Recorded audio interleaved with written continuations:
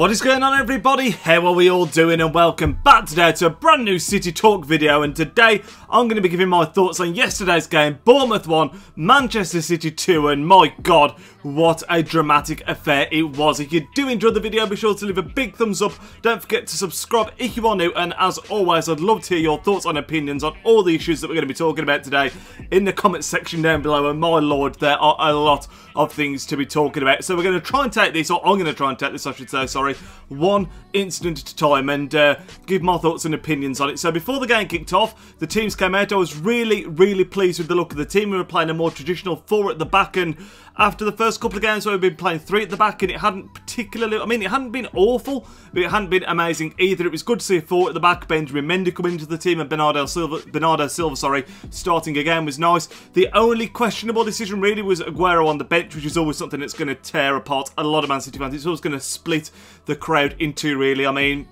I think you can see why he doesn't play him sometimes because of the work ethic side of it. He doesn't put as much of a shift in as Jesus, but on the other side of the coin, he's just a goal scoring machine, isn't he? But so I was happy with the way the team looked with the lineup.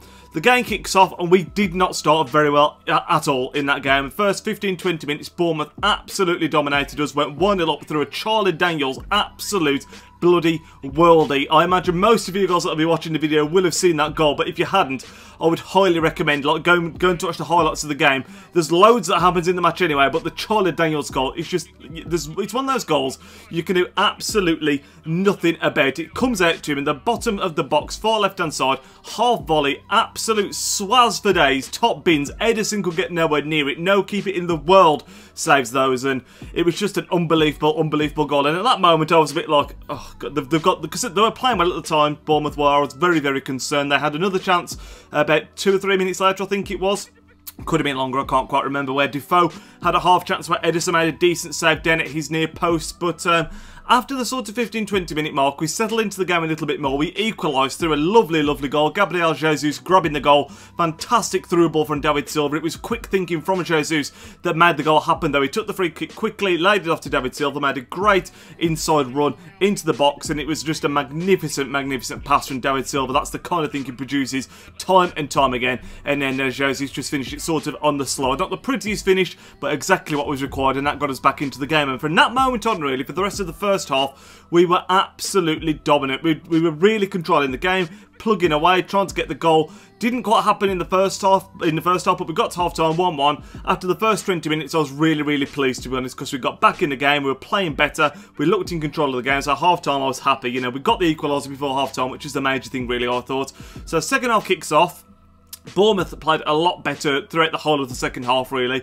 We were quite restricted when it came to chances, and the first major chance, I suppose you could say, actually came to Bournemouth, I think it was, when they hit the post with Josh King. Very unlucky effort from him. Came to him, he hit it first time. They hadn't had many chances, to be honest. They were defending well, but not creating much in the second half. And then not long after that, Otamendi hit the post from a corner, which then Begovic claimed very casually. But it was one of those games where I felt like we were always in control, but it reminded me, I think I put on Twitter, of the first 2 games where we just didn't look like we were going to get a winner. It didn't look like the goal was going to come. One thing I haven't mentioned actually in the first half, which I need to touch back on, which I completely forgot to mention, was Nathan Ake, who should have been sent off. It wasn't a red card.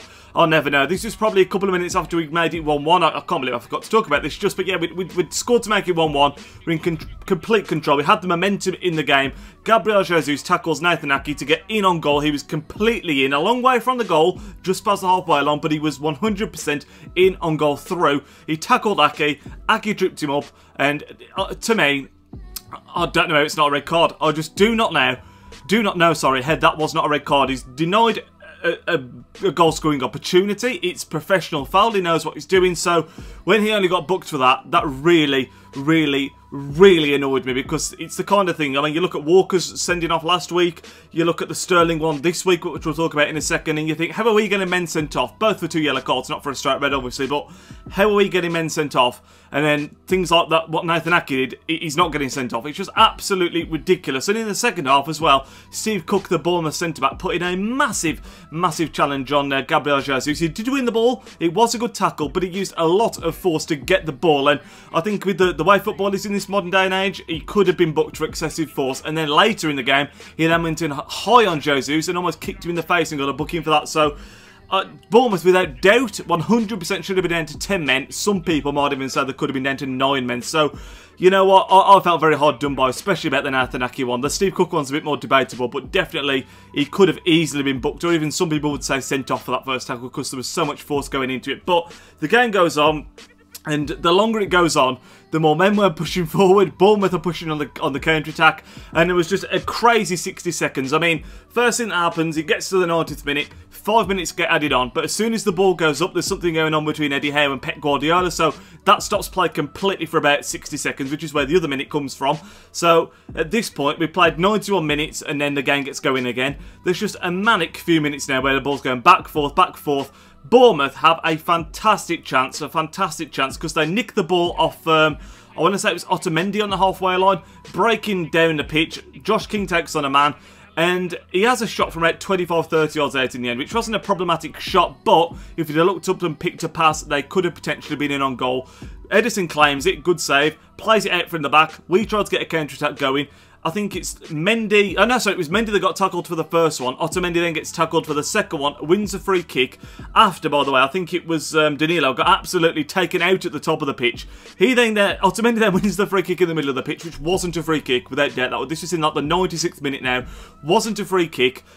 We take the free kick very, very quickly, and bearing in mind, this is about 5-10 yards inside our own half, and from that attack, it's just an absolute... Well, to be honest, it was a mess before that, but the move leading up to the goal wasn't too bad. There's a deflected shot by Sterling after it gets pulled back to him, and we win the game in the 97th minute. I was going mental. It's just one of those things that, you know, like football, this is why you love the Premier League. This is why you love football. It was absolutely crazy, but...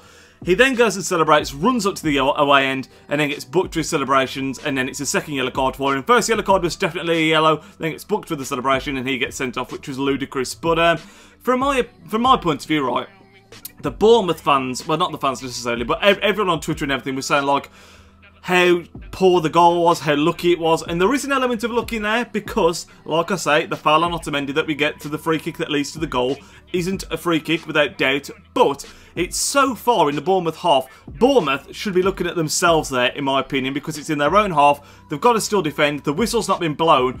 There's still a long way for us to go to get from where that free kick's been given, because Company takes it about 15 yards back from where it was given as well. There's a long way to go from that free kick being taken to the ball ending up in the back of the net. Bournemouth were just panicking at the back, and that's what led to the goal, basically. So Bournemouth need to have a look at themselves there. It was a lucky free kick, but a lot happened in between the free kick being won and the goal being scored. But then, I mean, what do you say about the sending off of Sterling, man? I mean, he doesn't even jump into the crowd. You have to bear in mind at the Vitality Stadium at Bournemouth, there is such a little space between where the pitch ends and where the front row starts. And to me, Sterling is just off the pitch, he's leaning into that front row, and then some of the fans jump onto the pitch and it all just kicks off. Apparently there was a whole thing where Aguero could have got in trouble for assaulting an official that came out shortly after the game, but then that quickly got withdrawn. And I think a few people have said after the game that what actually happened there was that a steward had been using excessive force on a fan, and Aguero was trying to get the steward off the fan, which is, you know, Aguero, what a bloody hero. But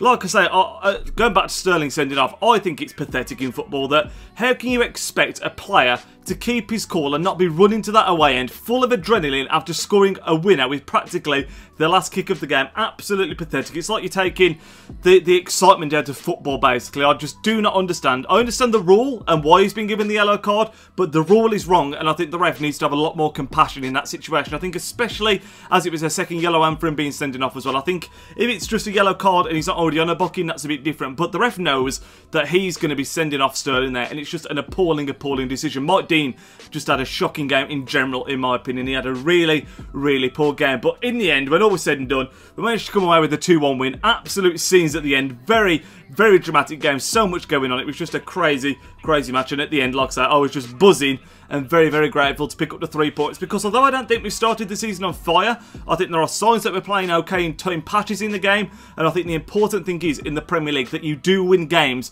but you're not at your best when you've got to find a way to win the matches losing. That's exactly what we did yesterday, and that's something that we're going to have to keep on doing. It's all good winning games when you're playing fantastic football and battering teams to one side, but it's those tightly contested games like yesterday where if you can pull out a win, those extra 2 points can make a big difference when it comes to the end of the season. But that is just about going to wrap up everything I want to talk about the game. Like I said at the start, I'd love to hear what your thoughts were on the fixture, what your thoughts were on the big decisions. My camera's just died, let me just put that back on. But yeah, like I said, there's so many big decisions, and just, I'd love to hear your thoughts on them, like the Sterling red card, the goal, what you thought of Man City's second goal, the Charlie Daniels screamer. There's so much to be spoken about, so let me know your thoughts in that comment section down below, and that's going to wrap it up, lads. So I'll catch you all next time. Enjoy the rest of your weekend. Next week, you should be seeing some nice trailers for FIFA 18 series, fingers crossed. So I hope you're all excited for that, because I really cannot wait for FIFA 18. So I'll catch you all there. Enjoy the rest of your weekend. Nidge out.